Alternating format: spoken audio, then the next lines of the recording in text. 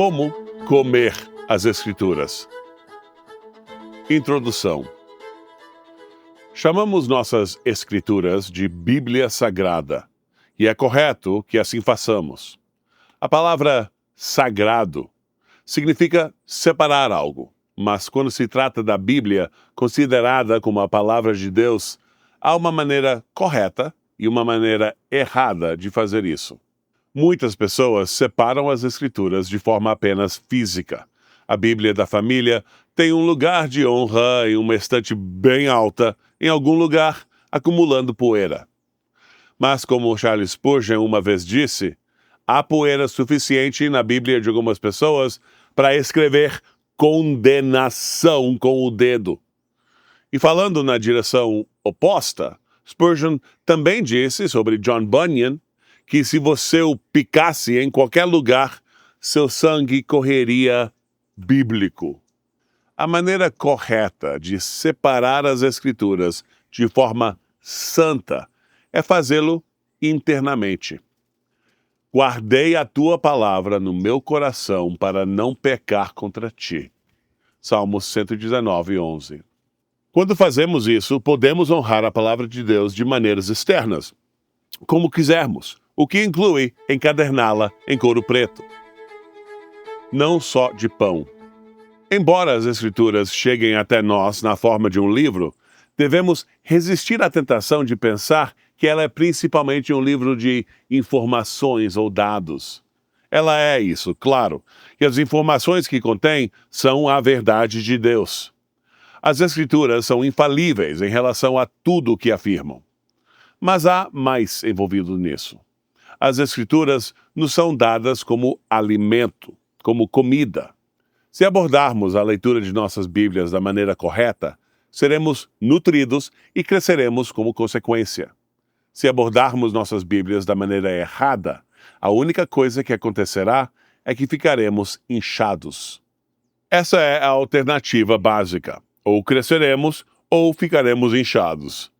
Somos informados, em primeiro lugar, que a palavra é alimento. Como crianças recém-nascidas, desejai ardentemente o puro leite da palavra, para que por ele cresçais. 1 Pedro 2:2. Quando a palavra é recebida por nós dessa maneira, ela promove um crescimento natural.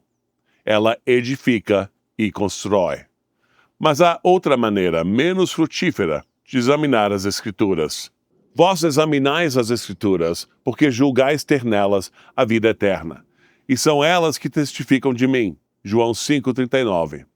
Esse tipo de leitura da Bíblia é como mastigar cuidadosamente a comida, saboreando tudo, mas depois cuspindo tudo fora. Há um sentido em que tal leitor da Bíblia está ficando maior, mas apenas da maneira que um balão infla. O conhecimento incha, mas o amor edifica. 1 Coríntios 8:1. Há um velho ditado evangélico que aponta para o fato de que muitos perdem o céu pela distância entre a cabeça e o coração. A leitura correta da Bíblia, portanto, é comer a Bíblia. Deus mesmo compara nosso relacionamento com sua palavra ao nosso relacionamento com a comida. E te humilhou, e te deixou ter fome, e te alimentou com o maná, que tu não conhecias, nem teus pais o conheciam, para te fazer saber que não só de pão viverá o homem, mas de tudo que procede da boca do Senhor viverá o homem. Deuteronômio 8:3. O maná era pão do céu, e Deus deu a eles pão físico do céu para que pudessem aprender uma lição espiritual maior com isso. Cristo se identifica como o verdadeiro maná, o pão vivo que dá a vida eterna. João 6, 49 a 51. O maná era comida comum dada de uma maneira extraordinária. Ao mesmo tempo, precisamos lembrar que a comida comum nos chega de uma maneira igualmente extraordinária. Apenas nos acostumamos com isso. Imagine um jovem, nascido 10 anos após o início da peregrinação de Israel no deserto. Ele agora tem 20 anos, o que significa que está há 10 anos da invasão de Canaã. Sua vida abrangeu exatamente o meio dos 40 anos. Um dia, em uma conversa com seu pai, ele descobre que seu pai acredita que Em todos os outros países do mundo, a comida deles vem do chão, em vez de cair do céu. Ele fica incrédulo. Isso seria extraordinário. Ele aprenderia que as coisas comuns são tão maravilhosas quanto as coisas extraordinárias. Apenas estamos acostumados com elas. Então, o maná foi concebido como um tipo simbológico do alimento extraordinário que é o próprio Cristo. Ele se destacava apenas pela maneira como vinha. Ele nutria o corpo físico da mesma forma que toda comida física faz. Mas há uma lição para nós aqui. É por isso que Jesus repetiu as palavras de Deuteronômio. Ele, porém, respondendo, disse: está escrito, nem só de pão viverá o homem, mas de toda a palavra que procede da boca de Deus. Mateus 4, versículo 4. Quando comemos pão comum com fé, quando comemos maná físico do céu com fé, quando lemos as Escrituras com fé, estamos nos alimentando de Cristo. E não há outra maneira de se alimentar de Cristo, exceto pela fé. E quando fazemos isso, é um evento sobrenatural, sem intermediários. Deus usa instrumentos junto com sua graça, mas sua ação de conceder graça real é direta e imediata. Agora, é importante que meditemos sobre essa verdade e pensemos nela com sabedoria. Se alguém te convidasse a comer um lanche, você não diria algo como: não, obrigado, já sei qual é o gosto de um hambúrguer. A verdade é que você sabe qual é o gosto de um hambúrguer, mas se você está com fome, esse conhecimento só piora tudo. Só te deixa mais faminto. Você não pode se alimentar das memórias de nutrição passada. E assim, como a comida física, sua ingestão deve ser diária. Isso significa leitura da Bíblia, mas apenas o tipo de leitura da Bíblia que também é comer a Bíblia. Não é suficiente que seus olhos caiam sobre as palavras das Escrituras. Não é suficiente colocar as palavras na sua boca. As palavras das Escrituras, a própria palavra de Deus, precisam entrar na sua corrente sanguínea. A maneira errada de ler. Cristãos que têm a alta visão da palavra de Deus recomendada aqui são frequentemente acusados por liberais de serem bibliólatras, pessoas que adoram tinta em uma página, encadernada em couro. Agora, considerando o que as Escrituras dizem sobre si mesmas em vários lugares, essa acusação é simplesmente tola, pelo menos quando aplicada a crentes genuínos. Quando o salmista disse que as palavras do Senhor são palavras puras, refinadas em um forno 7 vezes e preservadas para sempre, Salmos 12, 6 a 7, ele estava sendo bibliólatra. Quando Jesus disse que as Escrituras não podem ser quebradas, João 10, 35, ele estava sendo bibliólatra. Quando Jesus ensinou que todas as coisas em Moisés, nos profetas e nos salmos deveriam ser cumpridas nele, Lucas 24, 44, ele estava sendo bibliólatra. Mas, deixando essa tolice de lado, deve-se reconhecer que a bibliolatria realmente acontece no mundo. Há pessoas que ficam tão obcecadas pelo texto, da maneira errada, que são incapazes de entender do que o texto está falando. Elas olham para uma grande janela como se fosse um mural pintado na parede. Elas pensam que é algo para ser olhado, em vez de algo através do qual se deve olhar. Esse foi o erro que os líderes judeus cometeram quando perderam a chegada de seu Messias em Jesus de Nazaré. Examinais as Escrituras, porque julgais ter nelas a vida eterna. E são elas que testificam de mim. João 5,39. Jesus disse que eles o perderam por causa da maneira como estavam olhando para as Escrituras. As Escrituras testificavam de Cristo, e esses homens estavam fascinados com as Escrituras como um texto, pensando, com razão suficiente, até onde isso ia, que era a fonte da vida eterna. E, no entanto, de alguma forma, eles ainda perderam o ponto. Suponha que você estivesse dirigindo para uma cidade distante, digamos Porto Velho, e ao se aproximar de uma dessas placas de estrada que indicam quantos quilômetros faltam, você notasse que a placa tinha uma pequena vila formando debaixo da placa, com carro estacionado, com veículo estacionado. Curioso, você para e conversa com alguém lá. Se você perguntasse o que eles estavam fazendo e eles dissessem, estou indo para Porto Velho, mas então você descobrisse que estavam estacionados debaixo da placa pelos últimos 3 anos, você começaria a se perguntar se eles realmente entendiam o significado da placa. Se você insistisse e descobrisse que eles poderiam te contar absolutamente tudo sobre a placa, quantos parafusos foram usados, que tipo de tinta foi usada, qual era o perímetro da placa e assim por diante, você estaria justificado em concluir que eles sabiam absolutamente tudo sobre a placa, exceto para o que ela servia. Então, é possível estar totalmente focado na Bíblia e ainda assim perder todo o propósito da Bíblia. É por isso que quando Jesus repreendeu os saduceus, ele disse que o erro deles surgiu por não conhecerem realmente as Escrituras. Jesus, respondendo, disse-lhes, errais não conhecendo as Escrituras, nem o poder de Deus. Mateus 22, 29. É isso que quero dizer com tratar a Bíblia como um mural estático, em vez de uma janela que se abre para um mundo além. Ou por ficar olhando para ela como uma placa para memorizar, enquanto ignora para que a placa serve. Então, embora seja bom estar ancorado ao texto, não é bom estar ancorado ali da maneira errada. O crítico textual do século XX, Rudolf Bultmann, teria memorizado todo o Novo Testamento em grego, mas ele ainda não tinha ideia. O que as Escrituras assumem em todos os lugares. O povo de Deus é um povo do livro, e sempre foi. A palavra de Deus nem sempre esteve completa, pois foi revelada gradualmente ao longo dos séculos.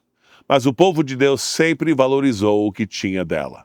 Vimos que nosso relacionamento com a palavra é comparável ao nosso relacionamento com a comida. Somos totalmente dependentes dela. Na grande reforma sob Esdras e Neemias, o povo ficou de pé e ouviu a lei de Deus sendo lida em voz alta para eles, por 1/4 do dia. E se puseram de pé no seu lugar e leram no livro da lei do Senhor seu Deus, 1/4 parte do dia, e na outra 1/4 parte confessaram e adoraram o Senhor seu Deus. Neemias 9:3, veja também Neemias 8:5. Isso não era um apego supersticioso às Escrituras. A palavra é rica em conteúdo, e o povo estava faminto por esse conteúdo. Eles estavam famintos pelo conteúdo porque olhavam para Deus com fé. Leram no livro, na lei de Deus, claramente, e explicando o sentido, fizeram com que entendessem a leitura. Neemias 8:8. A leitura da Bíblia estava incorporada ao calendário litúrgico de Israel. Quando todo Israel vier a comparecer perante o Senhor teu Deus, no lugar que ele escolher, lerás esta lei diante de todo Israel, aos seus ouvidos. Deuteronômio 31:11. Quando Israel finalmente teve um rei, o livro de Deuteronômio exigia que esse rei fosse um estudante diligente da palavra. O rei era obrigado a escrever sua própria cópia da lei e era obrigado a ser um estudante dessa lei ao longo de todo o seu reinado. E a terá consigo, e nela lerá todos os dias da sua vida, para que aprenda a temer o Senhor seu Deus, a guardar todas as palavras desta lei e estes estatutos, para os cumprir. Deuteronômio 17:19. Um dos nomes comuns para profetas ou ministros nas Escrituras é homem de Deus. Assim como as Escrituras equipavam um rei para governar justamente em nome de Deus, também os ministros são equipados para seus trabalhos pelas Escrituras. Qualquer tarefa que possa surgir em seu ministério, a Bíblia é a caixa de ferramentas que contém todas as ferramentas que podem precisar. Toda a Escritura é inspirada por Deus e útil para o ensino, para a repreensão, para a correção, para a educação na justiça, a fim de que o homem de Deus seja perfeito, plenamente preparado para toda boa obra. 2 Timóteo 3, 16 e 17. A potência da palavra. Em vários lugares, as Escrituras descrevem a palavra de Deus como semente. Às vezes, a palavra é a palavra específica do Evangelho, e em outras ocasiões, é a palavra em geral. O Evangelho é a semente imperecível por meio da qual uma pessoa é convertida. 1 Pedro 1, 23. Mas a palavra também pode ser espalhada, da maneira que um semeador vai ao campo com uma bolsa cheia de sementes. O semeador semeia a palavra. Marcos 4,14. Isso significa que qualquer cristão que queira crescer em sua fé precisa ser diligente na leitura da Bíblia. Mas isso não é porque ele tem uma ideia supersticiosa de que as palavras em si são mágicas, ou funcionam automaticamente, ou têm poder em si mesmas. As palavras são a verdade de Deus, e mesmo assim, é necessário que Deus seja aquele que dá o crescimento. 1 Coríntios 3, 7. De sorte que a fé vem pelo ouvir, e o ouvir pela palavra de Deus. Romanos 10, 17. Quando se trata de causalidade, os filósofos fizeram uma distinção útil para nós. Eles gostam de distinguir entre as condições necessárias, X, para que Y aconteça, em oposição às condições suficientes, X, para que Y aconteça. Se algo é uma condição necessária para Y, isso significa que, sem essa condição presente, Y não pode acontecer. A condição é necessária para que Y ocorra, mas a condição pode estar presente e Y ainda não acontecer. Mas se algo é uma condição suficiente para Y, isso significa que, se a condição for atendida, então Y vai acontecer. Uma condição necessária significa que sem X, Y não acontecerá. Uma condição suficiente significa que com X, Y vai acontecer. Então, para o crescimento cristão, a leitura da Bíblia é uma condição necessária. A bênção do Espírito de Deus é uma condição suficiente. Isso significa que a alfabetização bíblica é uma condição necessária para uma vida piedosa. Não haverá vida piedosa sem ela.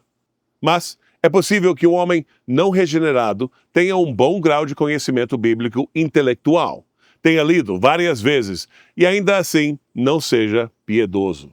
Lembre-se da distância entre o coração e a cabeça. A condição suficiente para uma vida de piedade é a presença e atividade do Espírito Santo.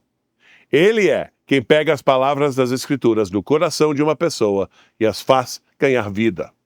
Essa resposta às palavras de Deus nas Escrituras é parte de como a Confissão de Westminster define a fé salvadora. Pela fé salvadora, um cristão crê que é verdade tudo que é revelado na palavra. Isso na Confissão 14, 2. Mas o seu prazer está na lei do Senhor, e na sua lei medita dia e noite. Salmos 1, versículo 2. E esse tipo de meditação é como as Escrituras de Deus entram nas suas veias. Você, agora, aprendeu a comer as Escrituras. 1. Onde a palavra de Deus deve ser separada em primeira instância?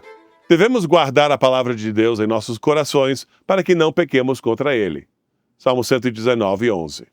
2. Devemos pensar na Bíblia como consistindo principalmente de informação? Não. Ela contém muita informação, e a informação é verdadeira, mas a Escritura deve ser pensada principalmente como alimento.